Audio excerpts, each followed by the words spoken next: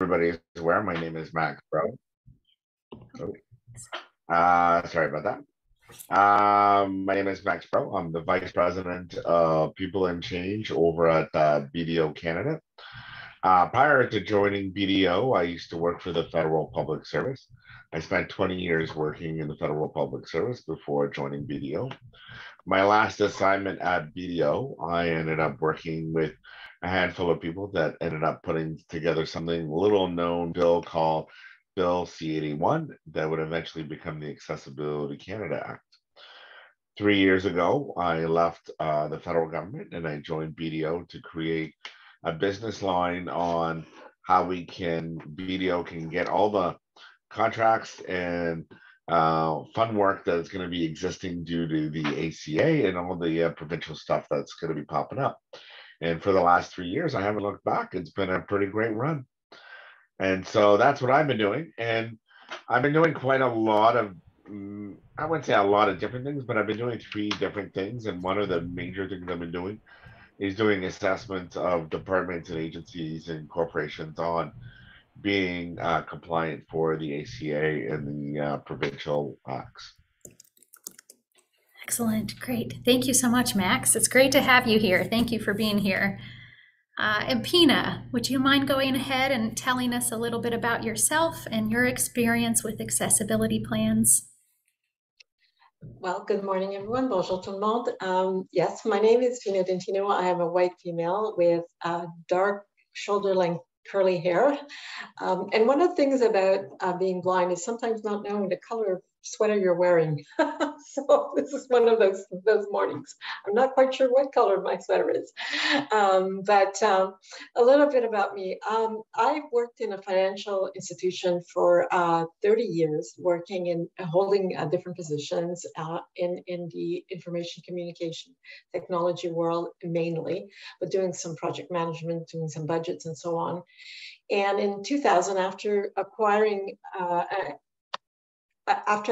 a disability and suddenly losing my sight, I sort of found myself in a situation where I had to reinvent myself. And not only just for me, but for people who were working at the same bank that I was working, who had been in the same position for many years and did not see a lot of advancement, a lot of movement in accessibility. And despite my my unwillingness to become an advocate, I have become an advocate over the years. So for the last 20 plus years now, I have been doing accessibility, helping small businesses and large businesses acquire accessibility confidence. I work with them in developing strategies and accessibility plans, and work particularly in taking these plans and making sure that they can be implemented. I've been working with a number of federal and provincial governments. I was part of the AODA standards committees, plural, as I was in several of them. And also just as an additional sort of lens to what I do is I work with an organization called G3 ICT and the International Association of Accessible Professionals to promote accessibility through certifications, education, and knowledge. Pause there. Wonderful. Thank you, Pina. Excellent. And Stephen, the third of our panelists, would you mind introducing yourself?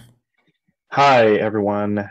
Good morning, good afternoon, and maybe evening, maybe even good evening when this remote working world now, to wherever you may be joining us from.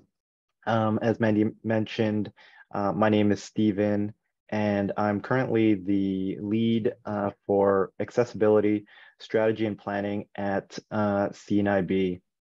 And I am an Asian male with shoulder length black hair and brown eyes. And today I am wearing a charcoal blazer with a green button-down shirt. And my guide dog, Hobson, is laying underneath my desk at my feet. And I just want to apologize ahead of time because he occasionally likes to snore at the most opportune times. So So prior to a little bit about myself. Prior to my current role as lead for accessibility strategy and planning, my previous experience was in community investment, where I was involved with accessibility initiatives, supporting nonprofit community organizations to raise awareness for universal access, removing barriers, and supporting full inclusion. From there, I moved into the advocacy space, where I was part of a regional team informing and implementing provincial advocacy strategies and working with communities to remove barriers that people who are blind or partially sighted encounter.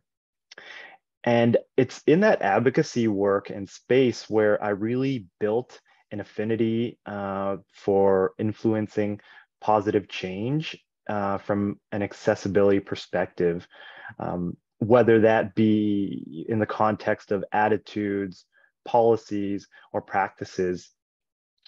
In my current role, I am responsible for consulting with stakeholders within the organization to understand the organization's accessibility aspirations, help identify gaps and priorities, and am leading the development of the multi-year accessibility plan that will set the accessibility direction for the organization over the next 5 years.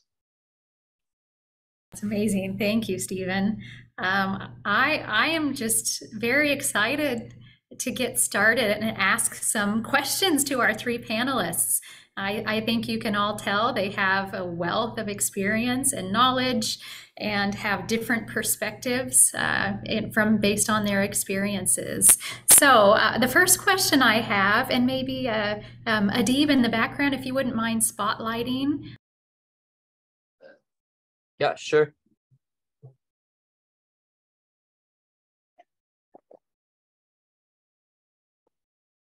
Sorry, Mandy, you're muted. Thank you. I'm just talking away. I was saying I'm excited because we have three amazing panelists with such a wealth of information and experience, and I want to ask them some questions now. So the first question I have is I'll start with Max, but Stephen and Pina, feel free to jump in as well. The question is, there seems to be a lot of buzz in the air right now about accessibility plans and strategies. Why are accessibility plans being discussed so much at the moment? Well, we have to take a step back and understand that the Accessibility Canada Act did something very unique for this country. Prior to this act, we really didn't have a federal legislation talking about disabilities. It was mentioned in a few acts here and there. But one of the really unique things about this act is it said, a great saying, nothing about us without us, which means, understanding lived experience. But again, how do you translate that into making things happen? So when you read the act basically says that different kinds of organizations at different kind of stages need to release strategic plans in a public forum. Now, what that means is in today's world where everybody's living and working on the internet, you need to put something on the internet. And it's very well stated that it just can't be put on the internet and buried. So you got to make a little bit of a fanfare about it, and you got to make sure that it's easy to find for anybody who's looking for it. So again, I'm going to use a big term here, federally jurisdicted areas. So that's the first phrase that's been really highlighted here. And what that really means is that anything that interrelations deals with the federal government. So infrastructure, banking, insurance, transportation, telecommunications, and any organization that's trying to get any money out of the federal government, like Microsoft, Google, you name it, right? But the end of the day is they need to make their plans public. Now, I want to mention one more thing, and then my colleagues could jump in, is that there is a particular timeline when these individuals or organizations need to make their plans public. So the first set of public documents are going to be at the end of this month. At the end of this year, on December the 30th. All federal institutions like HRSDC, Environment Canada, all of those agencies need to put their stuff publicly. And so we're going to see the first batch of plans by government departments and agencies made public, and we'll be able to start looking at them on January the 2nd. The next batch will be corporations that have over 100 employees. That won't happen until, many people say June the 1st. I'm still suspicious it's June. I just say June. So most organizations are going to put their stuff up in June. And then the last batch will be in 2024, which will be organizations less than 100 people. So we're about to enter into a really interesting period about really looking at what is being done out there, what organizations are doing, and to what degree, how successful are they doing it, or are we all in the same boat going in the same direction with all the same kind of leaks? That's the basic way I like to say it. Right. So Max, thank you for that. And I think this is Pina speaking. And I think one of the things that, we talk about the buzzword, the plan, and what is a strategy, what is a plan, to what degree does that plan have, what degree does that plan have to have in regards to details and so on. And I think it's important to remember this is the first go around for the federally regulated organizations, crown companies and agencies that have to report. And those plans will be, in many cases, very broad. They're going to be aligned with the 7 pillars, the 7 areas of responsibilities that Max listed a moment ago, but they're going to be relatively broad. And it's sort of like, the way that I see it is, you have a strategy. A strategy is the vision of the organization and where you want to get, where you want to go, where you want to get to. And the plan is the how to. How are you going to get to where you want to, where that vision is, what that strategy is. And when you think of it that way, you sort of start developing a list of deliverables or activities that you want to do within that particular period of time. And I think one of the questions that I frequently get is, is how detailed does this have to be? How deep does it have to go? And what you're publishing doesn't have to be extremely deep. What your internal plan will be probably very, very detailed and very, very deep in the sense that it will have roles, responsibilities, and so on and so forth. But the plan that you're actually publishing is very different than your internal action plan. And I think it's important to highlight that, because a lot of organizations are feeling a bit of pressure, a bit of sense of overwhelmingness about what they need to post by these timelines. And so making that distinction is going to be helpful as they move forward. Yeah, great. Thank you both. Max, yeah, it's so interesting to think of. This has never happened where so many organizations and all at once must have a plan, and to think about, as you said, Max, to pay attention to where are we encountering the same problems? What are those leaks in the boat? I think that's a really great thing to think about. We have this moment in time where we can learn from each other and maybe get this different perspective of accessibility across Canada, because we all have done some work on accessibility.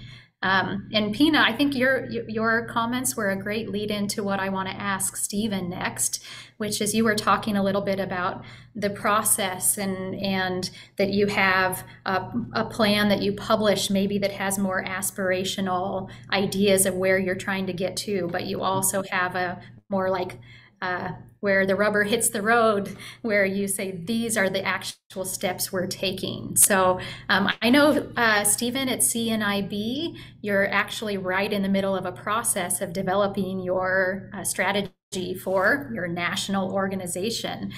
Could you tell us a little bit more about the process that you're using to create your accessibility plan for CNIB? Happy to. I think just kind of taking a step back, I think, Pina made a great point. I think when I first took on this role and started thinking about what the accessibility plan was going to look like, the question in my mind was, and I had to ask myself, is the plan going to be aspirational, or is it going where it's sort of outcome based, or would it be more action oriented, where there's going to be some detailed prescripted or prescribed actions that we want to take? But I was jumping the gun there, because I think one of the most important things is, as an organization, we need to understand where we are as an organization before we can start thinking about where we want to go and how we're going to get there. And a big part of understanding where we are as an organization involved collecting feedback and data. So, and this could be done in a number of different ways. It could include, well, it includes hosting consultations, but it also includes looking at existing information or data within the organization. So our approach had a combination of analyzing existing data within the organization, such as looking at results from employee engagement surveys, demographic surveys, and we also conducted surveys and hosted a series of focused conversations with stakeholders. And this allowed us to really capture some of the quantitative as well as qualitative feedback that helped us assess the current perceptions of accessibility within the organization. The quantitative feedback helped define the problem and determine where we are as an organization, while the qualitative feedback describes sort of the day-to-day experiences and stories of that people are experiencing. And I think, by no means do we have everything figured out, but with the combination of both quantitative and qualitative feedback, we're able to sort of take a more evidence-based approach to help shape and form our multi-year accessibility plan. Yeah, Steve, sorry, go ahead, Max. So the thing we need to keep in mind, Mandy, is that there's another really unique element to this act. As Pina mentioned, there's 7 pillars, but there are 3 other elements to this act that are make it very unique compared to anything else that's come our way in the federal scope. The first one is that, again, I go back to we can't just build anything without being able to demonstrate that we engage the population in which we are trying to solve the issues for. And that's why in the first set of reports you're going to see, it is as important to demonstrate that you're engaging this population. So you just can't have a bunch of people sitting in a room without a disabilities going, I therefore think, so therefore this is the problem. So there needs to be a very, as Stephen was saying, a very concerted effort to understand exactly the statistical information, the analytics behind the situation, and then really understanding what does that mean. And again, you need to demonstrate you're engaging both your client group with disabilities and your employees with disabilities. The other 2 interesting elements to this is that there is a very high-end governance aspect to this. Again, you can't just be turning around and saying, we're going to do all this fun work, but yet who's going to be responsible for this fun work? You need to be able to demonstrate that some key individuals within an organizational structure is going to be responsible for this work. And the last part is, and this is where all of us, you know, are we don't really know how this is going to happen. We talk about it, but there's never been a really, in my opinion, in any social group, be it indigenous population and racialized community, whatever, we still haven't figured out that actual, you know, perfect model yet. But how do you change culture, right? Like, how do you ensure that everything we're doing, the 7 elements, the governance model, the engagement, that's all about changing culture. But we don't have a model. So it's all about, a lot of us are throwing what I call jello against the wall and seeing what kind of sticks, what works, what doesn't work. We're looking at other communities and seeing what works for them. Can we steal that, apply it to us? You know, so there's a lot of debate about, you know, where we're going to be going. And I'm really excited. I don't sound it because I'm sick as a dog right now, but I am really, really excited about what's going to be happening in January, because, you know, we're going to see the first set of these examples popping up, and we're going to see the interaction with the community saying, yeah, you got it, or you didn't get it, or you missed the boat. Again, I go back to the boat metaphor. But I go back to what Pina was saying before I let my other colleagues speak, is that this is like a really good moment for a lot of organizations to really ask themselves, where are we today? Where do we want to be tomorrow? And what are the long-term goals that is going to take some resources and some really, really smart people to figure out how to solve? Because, mind my words, nothing can be solved all by December. And so we need to make sure that we're all on the same page on this, saying that we need to be aware that we're all moving in a forward direction. Some things will be easily dealt with. Some things will be dealt with within a matter of months, possibly years. But there are a handful of issues that are going to take years to address.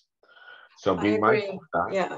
I agree, Max, and I think one of the things that we also have to remember as part of the regulation is that there also has to be a very robust feedback mechanism in place, right? And that's the other thing that where we're still struggling a little bit as to what is that feedback going to look like. Some of us, some organizations, you know, will have an online feedback process that people can speak, you know, speak their mind, share attitudes and concerns. Some will go through this process through surveys, as Steve mentioned.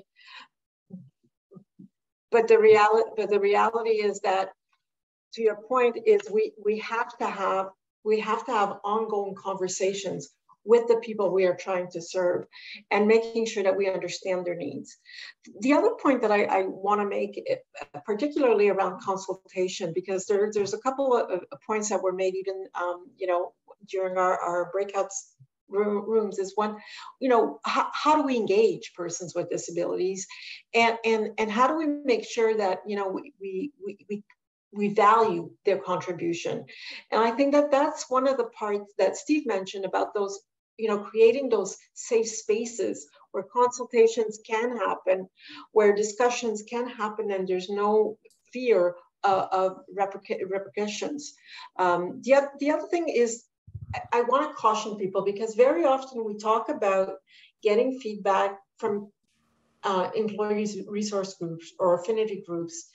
And we need to understand that those are the people that feel have gotten to a point in their life where they can share experiences about their disabilities. But there are a lot of people within our communities, whether they're our employees or our customers, that don't feel comfortable disclosing a disabilities, or don't even identify as having a disability, even though they have one. So don't limit the consultation only to the people with disabilities that are visible or that you know of, but open up the conversation, because even cultural differences will permit you to find how people's needs are different from culture to culture, right? So just keeping in mind the diverse and how the diversity and equity also plays a role in accessibility. Excellent, thank you. Wow, I'm gonna, before we move on, I want to mention that it seems like the captions are not working. We don't know why. We do, in the chat, we just added another link to the captions where you can click on the link in the chat and it will open a separate window for you. So I'm so sorry. We don't know what's happening. Michaela and others are in the background really fighting it, so we don't know. Can I just interject? Sure, I mean, please. Yeah. At the CC button at the bottom, you need to put show subtitle. Maybe that's why, because I can certainly see the captions that I'm captioning, and I think others can. So I just wanted to interject and say that. Thank you. Yeah, sure. Yep. Oh, and I see another comment that says someone says their captions are working. So hopefully it is working for some. If it's not, please try using that external link. Back to the conversation, so you all just brought forward so many things. For me, going back to Stephen, where you're working with a national organization, and when you're talking about the process that you use and how heavy it is on getting feedback from people in the organization, and then thinking about what's already happening and looking at data, and then I listened to Max, and it sounds very similar of work that he's doing with organizations that are governed by the Accessible Canada Act, and Pina as well, as you talk about the importance of having the voices of the people involved be heard and be reflected in your planning. So I just want to say I'm really appreciating all of you and your discussion on involving people, and not just people that you know of that have disabilities, but involving everyone in these conversations. And go ahead. It's involving with collaboration, right? It's making sure that they're active in the decision making. It's not just about asking them what they're feeling or what they're experiencing, but really involving people in making sure that they're part of that decision. And that makes a big difference.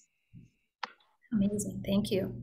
The next question I have, and maybe I'll leave it to Pina or Max or Stephen, whoever would like to answer. We are hearing a lot right now about plans for equity, diversity, and inclusion. And some organizations are creating plans for equity, diversity, and inclusion, and they include accessibility in the plans. What is different about creating a standalone accessibility plan?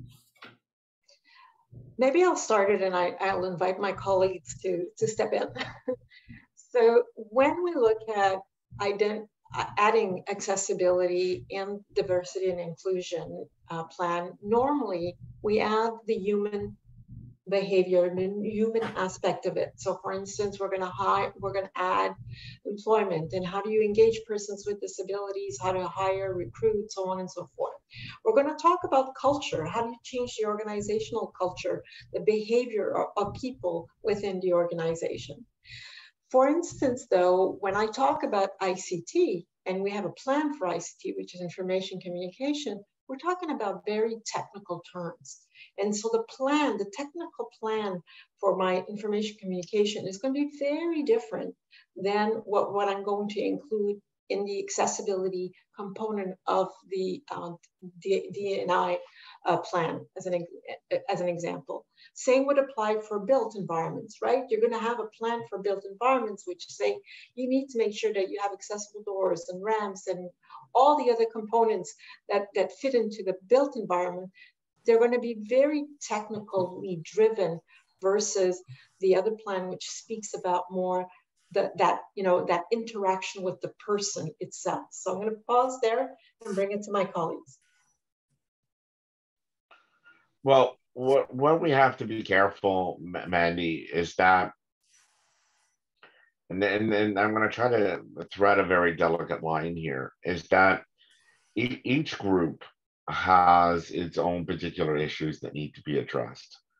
And when my concern is when you have a big holistic plan that incorporates everybody in there, it sometimes can get lost in the bigger vision. And when you go and look specifically for each group, like I said, has very specific issues and very specific ways to address some of them. And so, I have yet to see a big plan that, doesn't get lost in translation for everybody to this day. What I see works really well is very individual, hyper-focused on a specific group, on how to address those groups. And I think that's where we still need to travel down that kind of a highway for a while. And in particular for persons with disabilities, one of our colleagues out west about 2 weeks ago released an article where, and I'm still trying to find this data, so please don't quote me, everybody, but he quotes that there's 198,000 individuals with disabilities unemployed with at least one university degree. And if that is the truth, that's pretty scary, right? I don't hear that same kind of stats coming out of all the other groups, but again, they have their own particular issues. So, we got to figure out how to, help other groups as well, because here's the one really unique things about people with disabilities. We're an open membership. And what I mean by that is we represent all nationalities, all religions, all genders, all across the world. So we're the one universal equity group that exists. And so we have all of the same problems and issues that they have as well. So we need to be cognizant of that. Excellent. Thank you both. I love the kind of the reference to our, we're hearing a lot right now about intersectional identities, and that's such a great point on how we have to think about it all at the same time while considering accessibility, and how we are not just one part of ourselves. We come to the table with all different aspects. So you've all mentioned the importance of consulting and collaborating and getting feedback from persons with disabilities when creating a plan. What steps do you take in planning to make sure that persons with disabilities are included? Maybe Stephen, maybe if you wouldn't mind starting us off on that one. What steps have you taken at CNIB? Sure. I think my peers, Max and Pina, have already kind of touched on the piece about consultation a little bit. And it kind of sounds a bit obvious, but it's worth mentioning. How can we build an accessibility plan without consulting individuals or groups that the plan directly impacts? And so it's important to consult. It's important to consult people with lived experience who can share ideas, personal experiences, and stories of struggles and successes in living with disabilities and navigating barriers to accessibility. Pina mentioned this earlier. It's also important to consult others because there's other perspectives, whether it's somebody with, who's a supporter of people with disabilities, whether it's somebody who has identifies as somebody with multiple disabilities, or somebody who might be blind or partially sighted and also comes from a racialized community. And so multiple frames of reference need to be considered in the creation of an accessibility plan. And that includes frames of reference based on lived experience, frames of reference based on neurodiversity, where people come from in the world, and also how people interact with the world. And when we come up with a way to collect this rich feedback, it's an amazing source to draw upon ideas when we begin to formulate the issues and gaps and priorities for the accessibility plan. And And I think I'll just sort of say one more thing, and I'll let my peers jump in. When you consult people with lived experience, you are putting lived experience at the center of the plan, and it brings a perspective that is informed by these experiences. Eva, I like that. And I think one of the things that I also wanted to add about lived experience, it's also sometimes getting feedback and getting the perspectives of those people who support persons with disabilities as well. And sometimes we take those people for granted. They have a lot to offer to this picture, to this discussion, that could really open our views on how we can improve certain things. So also include those individuals in those conversations. So Great, parents, and yeah, and I appreciate how, as you're both talking about how you're including people and taking their experiences into consideration, using that as the base of your strategy. I imagine you're also thinking about that when you're creating avenues to gather information or to collect feedback from people about how are you meeting them where they're at. I would say, I just have to tell a quick story. I've worked at Carleton University for many years, and I did strategy and planning, and I worked with our parking services at Carleton at one point on the accessibility of parking spaces on campus, on accessible parking. And was going to do focus groups or consultations and put them in a certain building. And then I found out from people they could not access that building because they would have to drive to that building, and there was no parking by that building. And so I had to go, well, how awful is that? I have to readjust everything. You know, I didn't know. And so that was perfect feedback that I gave to our parking services about no one could attend because they could not reach this building. And then I went to where the people were to, said, where can I meet you that works for you, and adjusted. So I think that's important to think about too, of being able to adapt and adjust to what different people's needs are. The next question, maybe I'll have this, Max, if I'll direct this to you. What are some of the challenges you have faced with accessibility planning?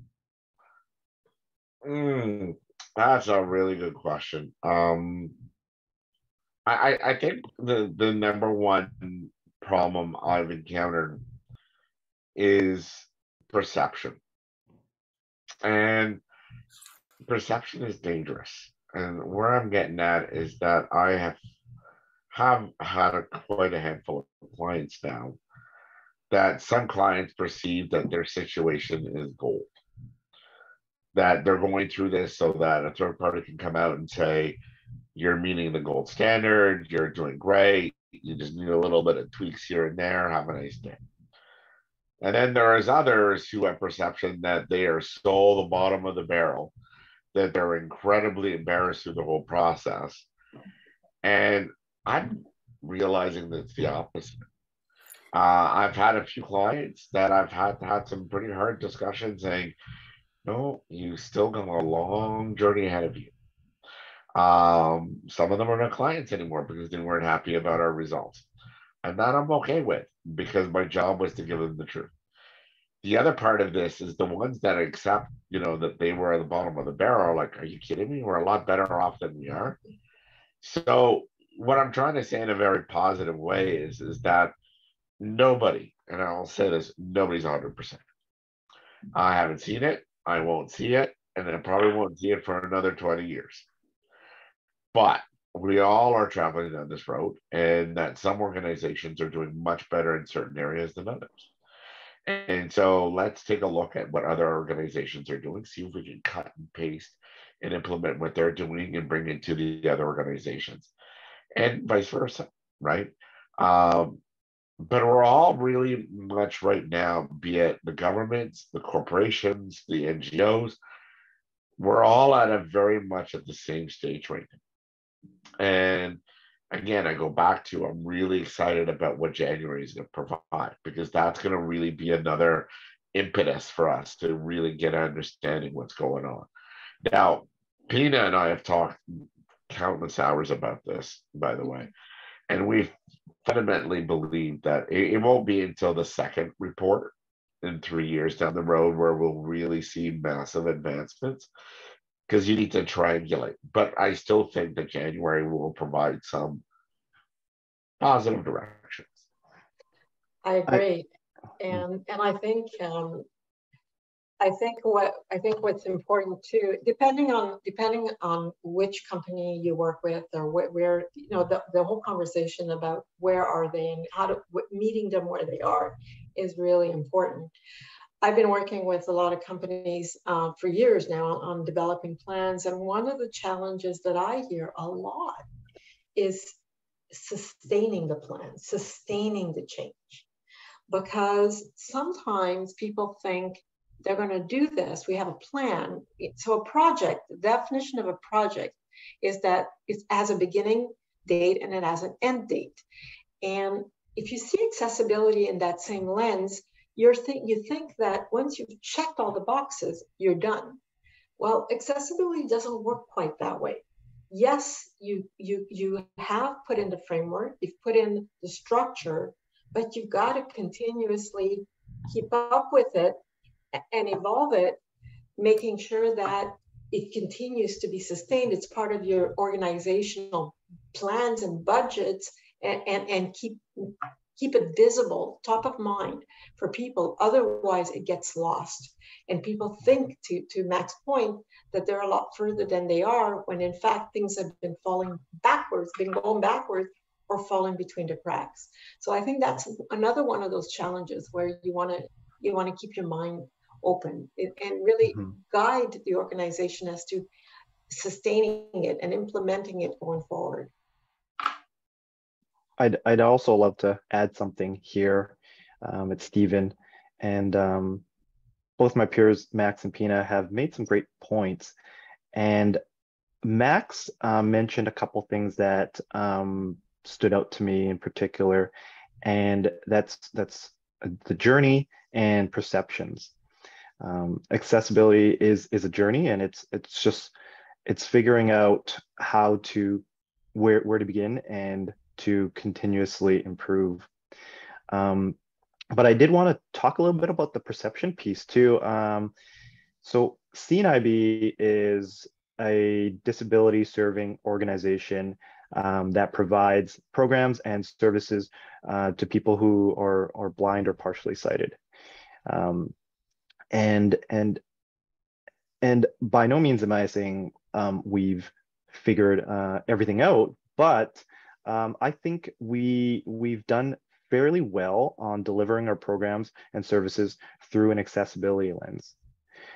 Now, that said, we are in a bit of a unique situation where roughly 30% of our staff are also clients of the organization. So a couple of the challenges that we've run into is in the past, when we've engaged our stakeholders in consultations, an accessibility plan, what we found was we got a lot more responses from folks who identified as having a disability, and we weren't capturing the perspectives of, as Pina mentioned, the supporters of people with disabilities. And that was a struggle, because we wanted to make sure we captured all perspectives, and that was one of the challenges we ran into, being in sort of the unique situation that we are as an organization. The other important thing I think to mention is we as an organization also cannot assume that because we have roughly 30% of our staff identify as a person with disabilities, we can assume that that we are automatically accessible. Accessibility and inclusion is something that's cultivated and fostered, and as we continue to improve accessibility from a program delivery perspective, we also need to make sure that we're improving accessibility for our staff within the organization. Yeah, that's it. That's such an interesting situation, Stephen, where people are almost wearing two hats, and you have to consider their perspectives in different ways. Yeah, so I'm seeing some comments in the chat here, and I don't know, Max, maybe we've gone too far and we're too far past this, but someone had a question where you mentioned a second report and that you need to triangulate, and what did you mean by that? I don't know if you still remember what you said from a few minutes ago or not, and could return to that. If not, that's okay too, but if you do. Yeah. So this is not a one report program here. The act says that every 2 to 3 years, organizations need to update their plans and make them public. So, the reality is, going back to what Pina said, is that the first plan that people are going to publicize is going to be very much a broad scope vision. The second plan will be a little bit more refined, and I'll tell you several reasons why. And we haven't talked about it in this discussion, and this in itself could be a whole other topic for a webinar. You have the Accessibility Canada Standards Group. You have now the Commissioner of Accessibility over at the Canadian Human Rights Commission, and now you have the new Chief Accessibility Officer over at HRSDC. These three shops, right, based on three individuals, in my opinion, will define the next set of reports. Not the reports that are coming out this time around, but will define the reports that will be coming out in 2025, 2026. My math might be off, but you get where I'm coming from. So, by that time, we'll have an idea which each one of these organizations are going to be looking for. What are they going to be targeting? And so this way organizations can go back and go, okay, what did we do right in the plan, or what did we do wrong in the plan? Let's tweak it and let's see if we can address those issues. And so this is going to be a constantly evolving, moving target. Both Pina and Stephen said it quite eloquently. Accessibility is not a one-time, have a nice day, see you later, I check the box action. It is very much, you need to be taking a lot of steps all the time, always be top of mind, thinking about what the new thing is. And let's face it, right? And I'm going to end it on this note for me, is that in 2019, if you had turned around and told to me that not only will the world hit a pandemic, but it would also solve the biggest number one problem that people with disabilities were having at the time, I would have said, you're a fool, right? But it is. COVID had one very positive thing for this community, and that is it went to demonstrate that we all can work from home. I don't know where you are, Mandy. I got a gut feeling you're at Carleton, but the rest of us are all seem to be working from home. And that's the great thing about this, is that people with disabilities now can work from home, and it's not an issue. They've always been able to work from home, right? But it wasn't accepted. It wasn't something that was made easy for them. So the reality is that here's evidence that not just persons with disabilities, but everyone can work from home and be fully productive and engaged, right? Now there are exceptions, like everything else, as we said before. This is not a one size fit all, and remote doesn't fit everybody's needs. There are people with disabilities who like to go out and like to social, but it has really truly demonstrated that one solution can benefit many people. Right, and this to me is a very good example again of the curve cut, right? That made for wheelchairs, but everyone benefits from it. The pandemic did the same thing here. For sure. And the one thing I'll add is, I think, I mean, I think accessibility, and this is going to be constantly evolving. You know, one of the things that we've seen coming out of the pandemic, you know, is a shift towards sort of focusing more on the barriers when it comes to technology, and that has certainly had some significant benefits to assistive technology and folks who rely on that. And it's kind of taken a bit of the focus off of sort of the built environment. And again, that's something that just happened, and it's evolving, and I think we just need to kind of understand that it is a process and it will change, and that it's okay to, you know, that it does change, and we may not always get things right the first time, but continuing to evolve and taking on that journey. Excellent. Thank you. So many wise words of wisdom from all three of you. So I think it's exciting to think about how we have different possibilities now than we may have a few years ago, and that continuously happens. We may be planning for something, and then the world shifts, and maybe new things open up for us. So I appreciate the thought of how we need to continuously be thinking about accessibility and how we can be better, and that there may never be an endpoint. We must always be adapting and evolving as we go. We are going to run out of time soon, and so I want to open it up for questions. But before I do, I wondered if Stephen, Pina, and Max, do you have any suggestions of where folks can go for advice or resources or support with accessibility planning? Max, we'll let you go first. No problem. You know, again, there's a lot of great information that's starting to circulate out from HRSDC, from some of the sources about what a plan should look like. Go and read that, read it to a fine tooth comb. Just recently, the Accessibility Commissioner just released his way of how they're going to be monitoring organizations. Go and take a look at that, how that's going to be done. Really understand it. But at the end of the day, you know, there's a whole lot of different individuals out there that are out there to help you. There's Pina, there's Stephen, there's myself. We're always around. You know, give us an email, call us up. We're always willing to help you out.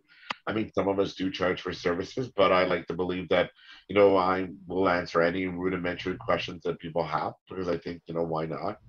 But at the end of the day, here's my last statement for you. Don't be afraid to explore. Don't be afraid to push the boundaries. And through that process, we will get to a really good place with accessibility. Love that. And I like to say, you know, be bold.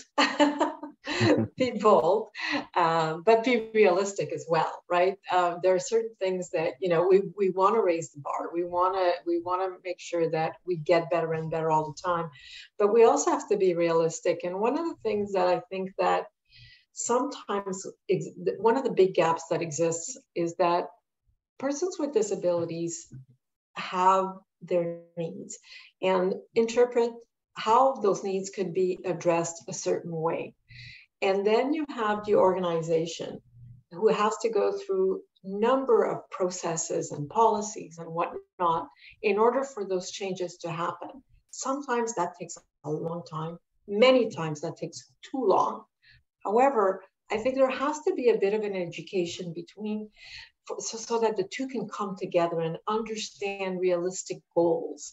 And I think if we can set those expectations towards realistic goals that we can agree on, we'll all live a better world.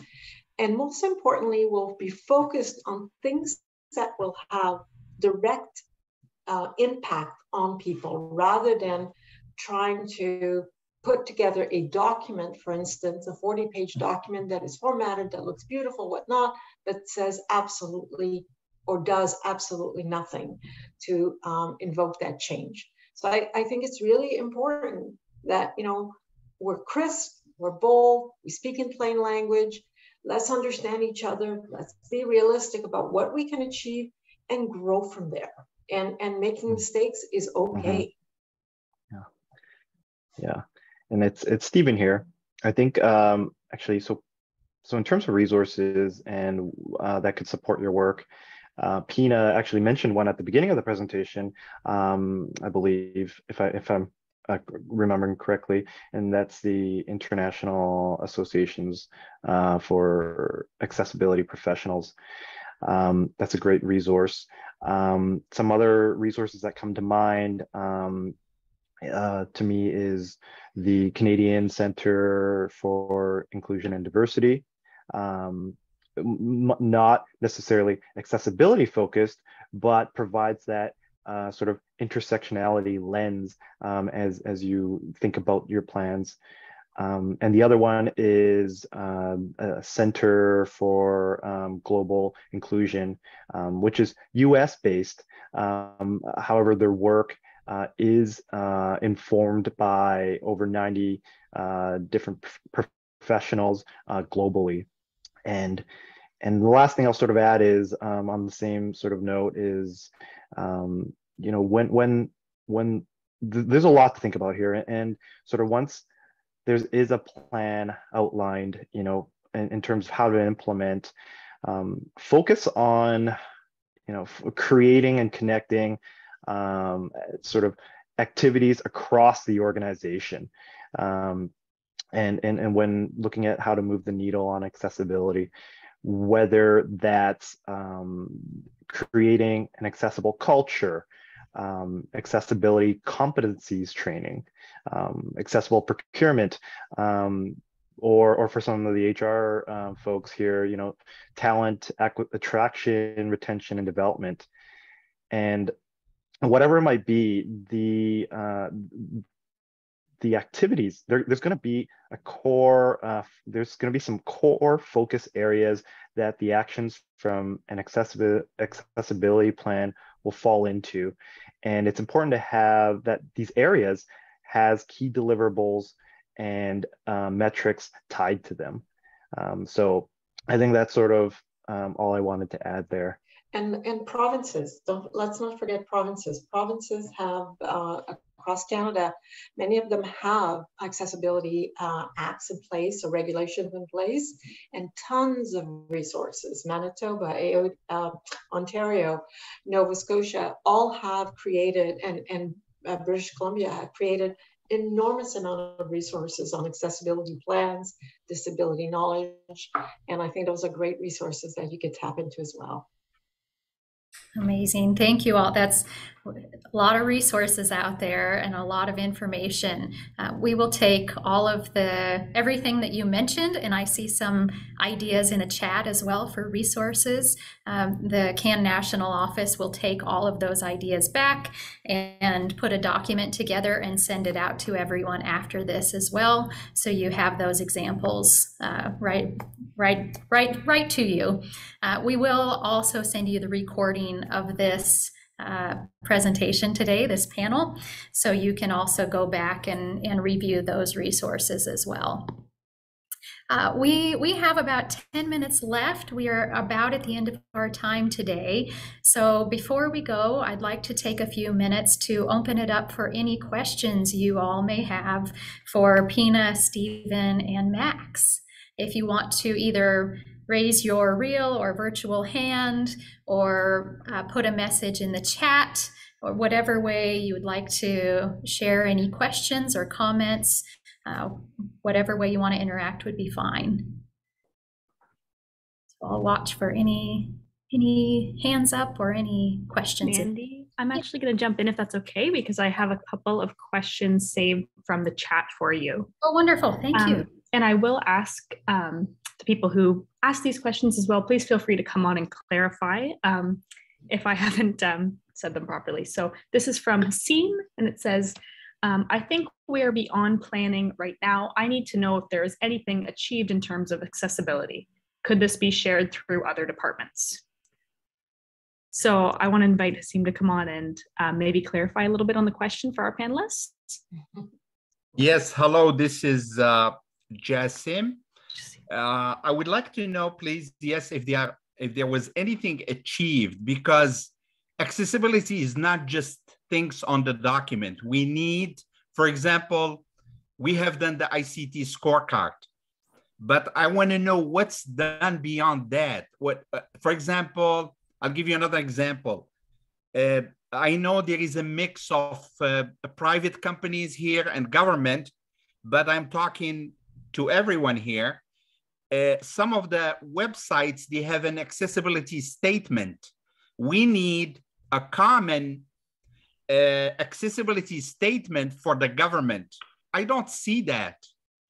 The challenge, I think, is there is a lack of expertise of accessibility, of people with accessibility backgrounds. That is really a challenge, because sometimes you want to do something, but you can't do it alone. And the other challenge that I find is that some of the government departments, there is no exchange of information between private companies and government departments. I mean, when you do something, you achieve something, I don't see that common background. We don't have to do duplication of work. Show me what you have, I'll show you what I have done. So we don't have to duplicate the work and reinvent the wheel, and we can achieve higher goals together. Is that Joe, clear? Yeah, Joe, this is Pina, and thank you for your question. I'm going to take a bit of a stab at it, if you don't mind, and then I'll pass it on. So there are two words that come to mind when I listen to you about what you're expressing. One is, the lack of collaboration, yes, because everybody seems to be doing their own thing and nobody's willing to share. And I think that once the plans are published, it'll be all out there. It's unfortunate that particularly within public service or sometimes even large organizations, that there's a lack of collaboration and sharing information at the time of development, because it would avoid a lot of anxiety, it would avoid a lot of duplication and confusion, by all means. So I agree with you. And I think that, having a standard, for instance, statement for all the public service to say, this is, our vision of accessibility would be extremely helpful.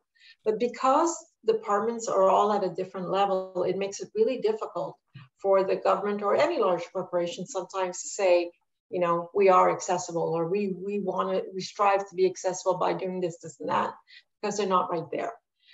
But the good news is that having the reports come together in January will provide an opportunity to harmonize and create that baseline that we talked about, where it will clarify, where are people?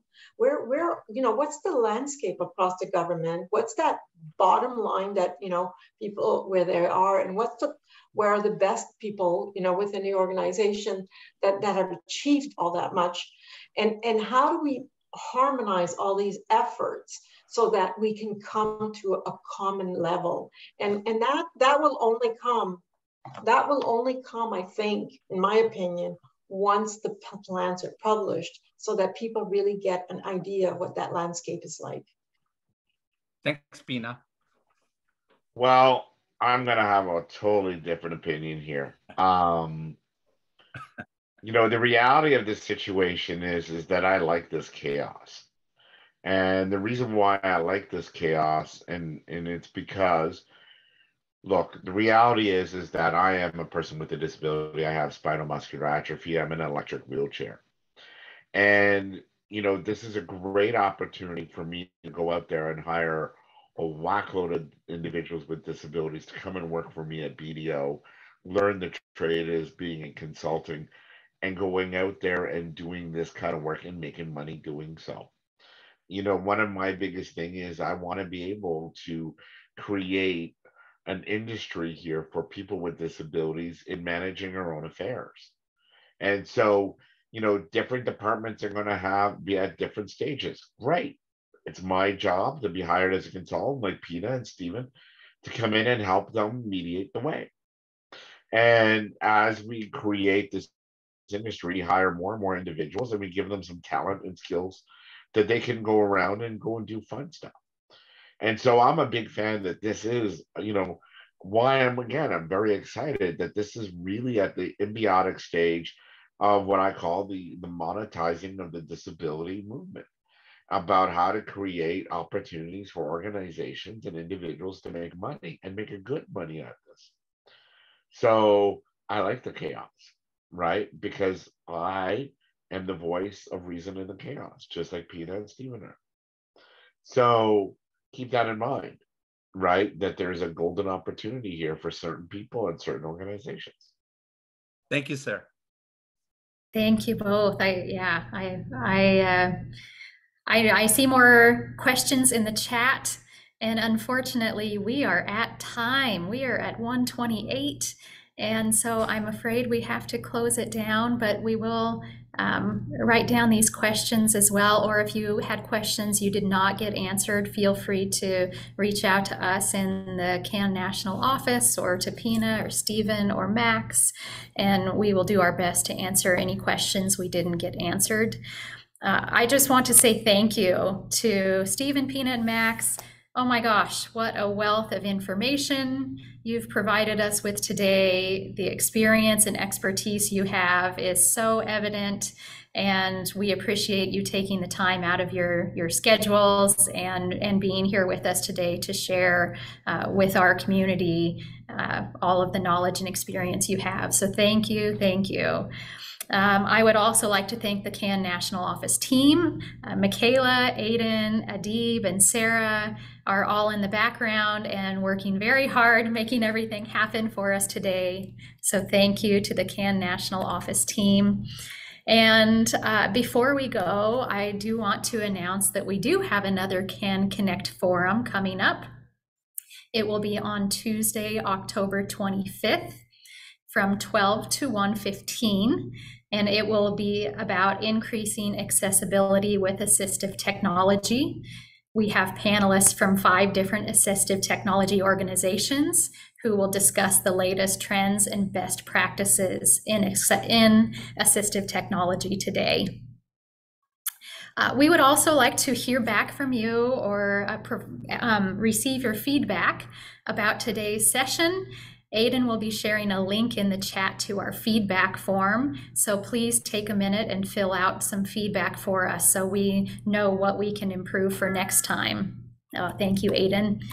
And that is all we have time for. It is 1:30, so thank you all for attending the CAN Connect Forum. If you do have questions or want information about CAN or getting involved, please contact the CAN National Office at can@carleton.ca, and that email is shared in the chat as well. Thank you so much. We hope to see you at the next CAN Connect Forum. Have a great day, everyone. Thank you all.